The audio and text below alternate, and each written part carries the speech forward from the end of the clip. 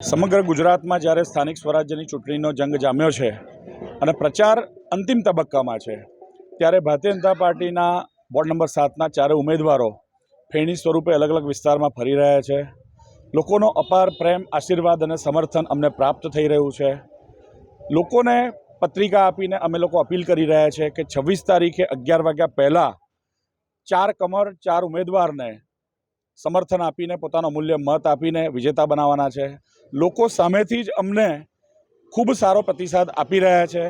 સાથે સાથે આ સમય દરમિયાન કેટલીક સમસ્યાઓ કે રજૂઆતો પણ ધ્યાને આવી રહી છે, પરંતુ અમે કેટલીક સમસ્યાઓ એવી છે કે એનું તરત જ અમે 24 કલાકમાં એમને નિરાકરણ આપી રહ્યા છે।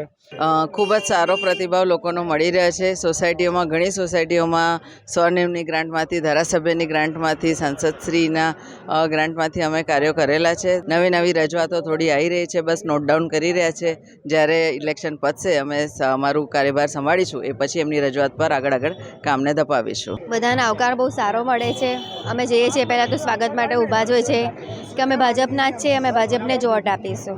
હમણાં અમે લોકોએ આજે કારેલીબાગ વિસ્તારમાં આવેલા આનંદનગર, શ્રીપાદનગર વગેરે સોસાયટીમાં લોકસંપર્ક કર્યો છે।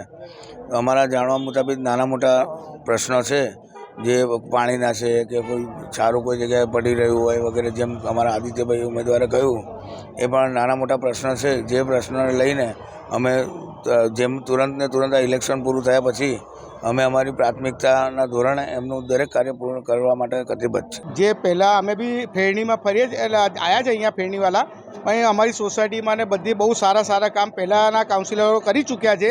જે નવા આવશે એ બી આના કરતાં સારા કામ કરશે, અમને પૂરેપૂરી વિશ્વાસ છે અમને।